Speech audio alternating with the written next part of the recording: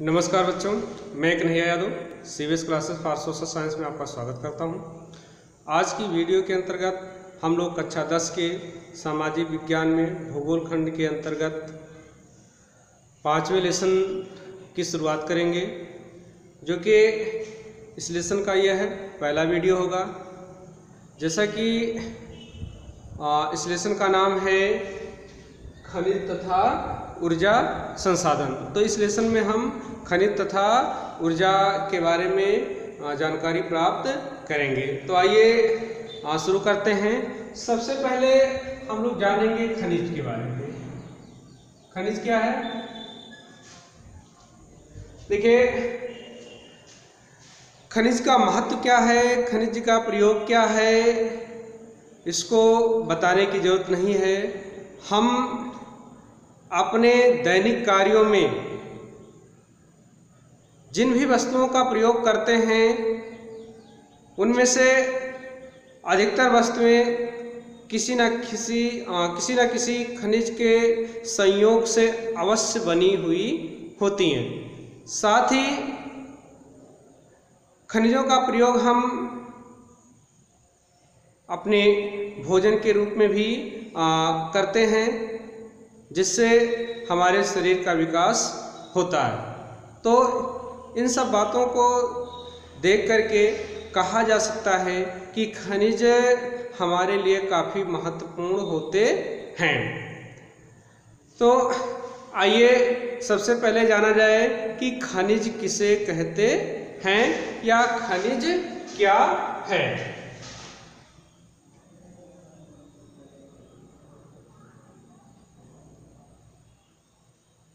खनिज क्या है?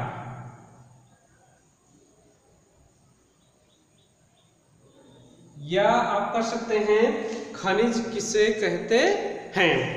तो सामान्य बोलचाल की भाषा में देखा जाए या खनिज से आशय जो सामान्य लोगों का है, अगर उसको देखा जाए तो खनिज जो है वह समस्त वस्तुएं हैं जो हमको खनन के माध्यम से प्राप्त होती हैं, या यूँ कहें कि वो समस्त वस्तुएं जो हमको खनिज के माध्यम से प्राप्त होती हैं खनिज कहलाती हैं।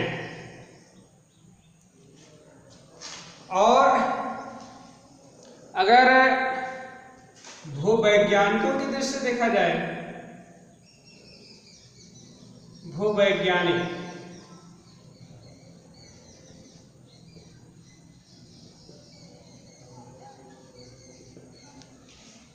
आम बोलचाल की भाषा में देखा जाए तो जो भी चीजें हमको खनन के माध्यम से प्राप्त होती हैं सब खनिज होती हैं। लेकिन भूवैज्ञानिकों ने खनिज को अलग तरीके से परिभाषित किया है। भूवैज्ञानिकों का मानना है, भूवैज्ञानिकों का कहना है कि खनिज प्रकृति में विद्यमान, खनिज प्रकृति में विद्यमान समरूप तत्वों का, खनिज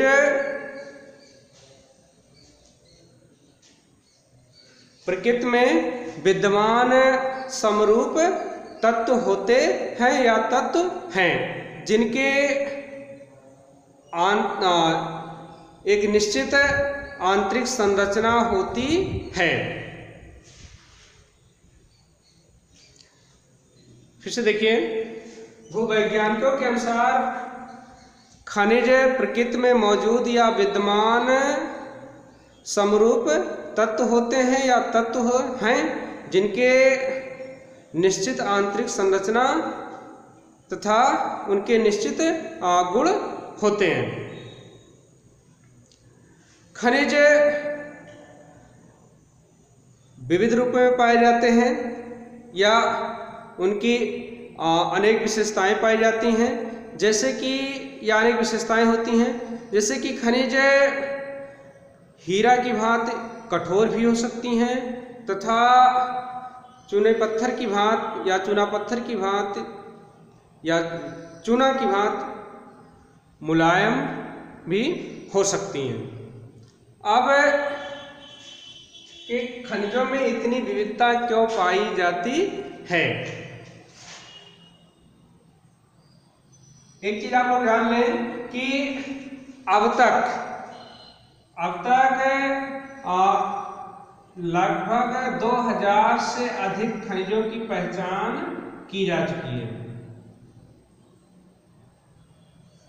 अब तक। और एक चीज है, ये खनिज हमको प्राप्त कहां से होते हैं? चट्टानों से।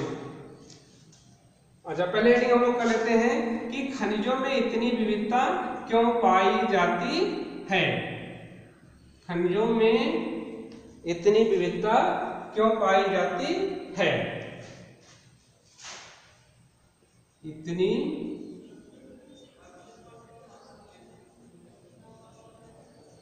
विविधता क्यों पाई जाती है?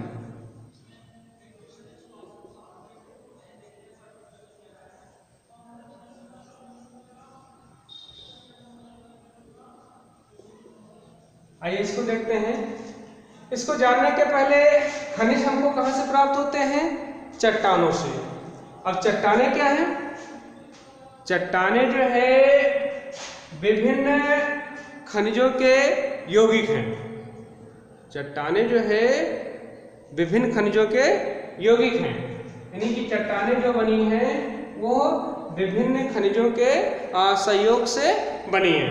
अब तक 2000 से अधिक खनिजों की पहचान हो चुकी है, किंतु चट्टानों के निर्माण में या धरातल के निर्माण में, चट्टानों के निर्माण में कुछ सीमित खनिजों की ही प्रमुखता है या अधिकता है।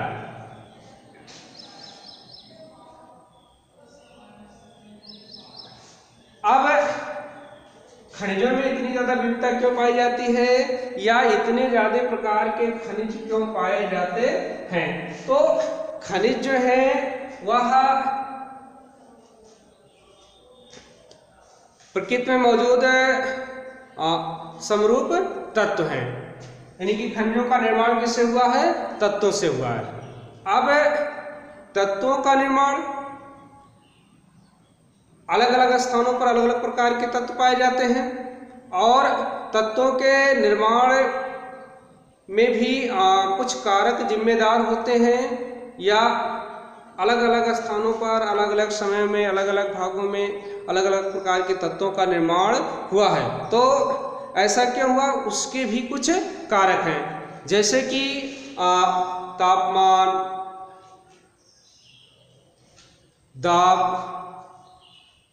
ऊष्मा आदि ऐसे कुछ कारक है, तथा भौतिक रासायनिक आदि ऐसी अभिक्रियाएं हैं जो तत्वों के निर्माण को प्रभावित करती हैं। और ये भौतिक एवं रासायनिक क्रियाएं अलग अलग स्थानों पर अलग अलग प्रकार की पाई जाती हैं, इसलिए अलग अलग समयों में अलग अलग स्थानों पर अलग अलग प्रकार की रहीं।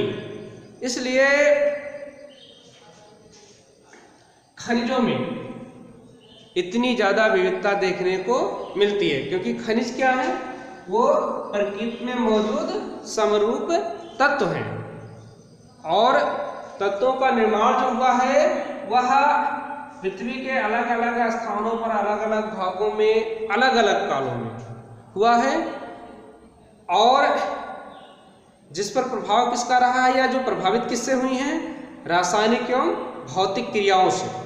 पृथ्वी के अलग अलग भागों में रासायनिक एवं भौतिक क्रियाएं जो है अलग अलग रही हैं, इसलिए जो तत्व बने हैं वह अलग अलग बने हैं, और इसलिए जो खनिज हैं उसमें घनत्व को लेकर के, रंग रूप को लेकर के, गुण धर्म आदि को लेकर के ढेर सारी विविधताएं पाई जाती हैं।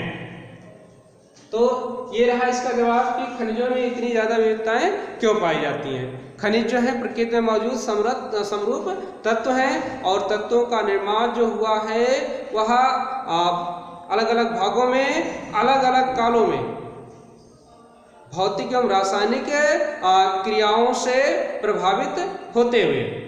और पृथ्वी के अलग अलग भागों में भौतिक रासायनिक क्रियाएं जो है अलग अलग रही हैं, इसलिए अलग अलग कालों में अलग अलग स्थानों पर अलग अलग तत्वों का निर्माण हुआ है। फलस्वरूप खनिजों में भी रंग रूप गुण धर्म आदि को लेकर के ढेर सारी विविधताएं देखने को मिलती हैं। अब खनिजों का वर्गीकरण, खनिजों का वर्गीकरण।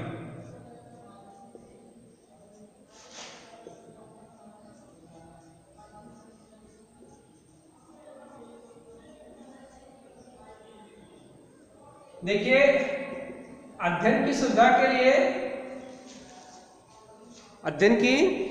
के लिए तथा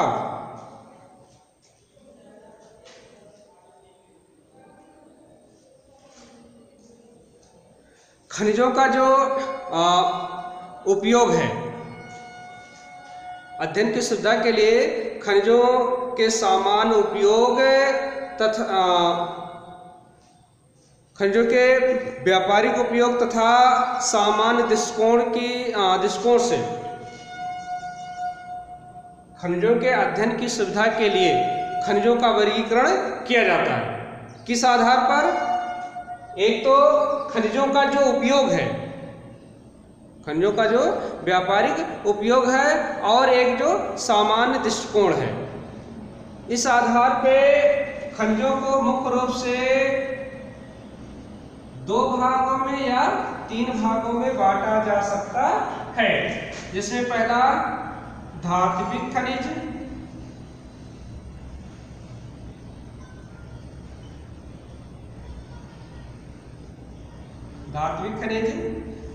दूसरा अधात्विक खनिज,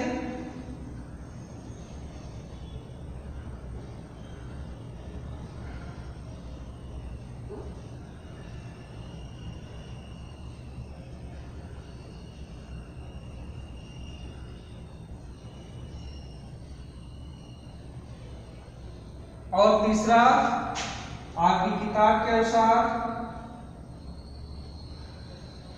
ऊर्जा खनिज।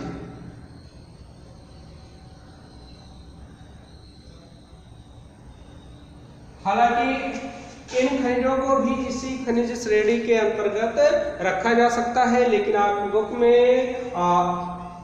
एक अलग वर्गीकरण किया गया है, एक और भाग में बांटा गया, इसलिए यहाँ पर इसको भी हम प्रदर्शित कर दे रहे हैं, दिखा दे रहे हैं, लेकिन इसको आधात्मिक खनिजों की श्रेणी में रखा जा सकता है।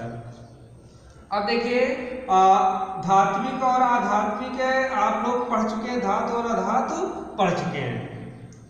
अब धातुओं की अपनी कुछ विशेषताएं होती हैं, धातुओं की कुछ अपनी विशेषताएं होती हैं, ये सब आप लोग भौतिक विज्ञान में पढ़ चुके हैं।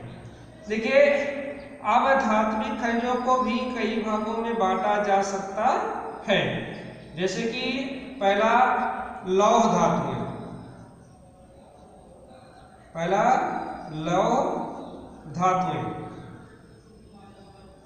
अब लौह धातुओं के अंतर्गत कौन कौन से धातु आते हैं? जैसे कि मतलब जिसमें लोहे के अंश पाए जाते हैं, लोहे की मात्रा पाई जाती है, ऐसे धातुओं को लौह धातुएं कहते हैं। जैसे कि लौह अयस्क, जैसे कि मैग्नीज, जैसे कि निकेल, कोबाल्ट आदि। इसके बाद लौह धातुओं के बाद में आलौह धातुएं,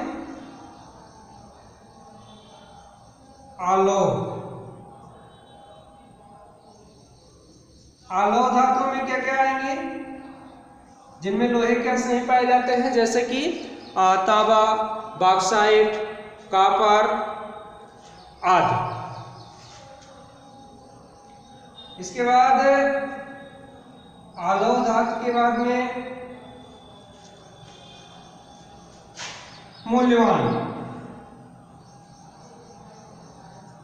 मूल्यवान या कीमती धातुएं,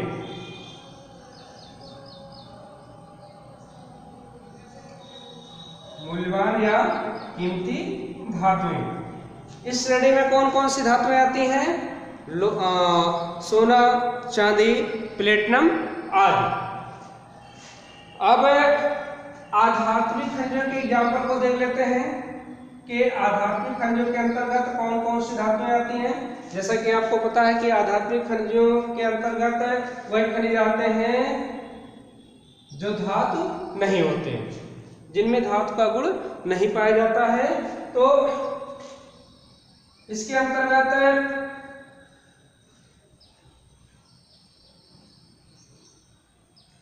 पोटास,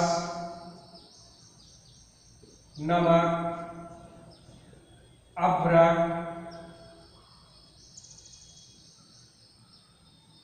पोटास, नमक, अभ्रक, सल्फर, चूना,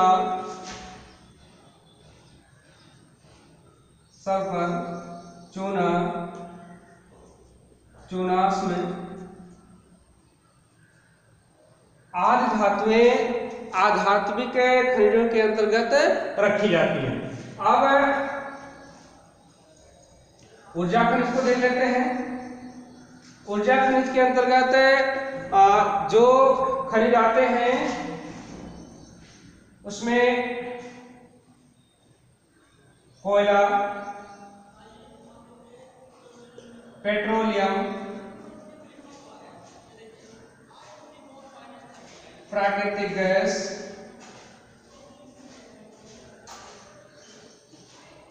आदि।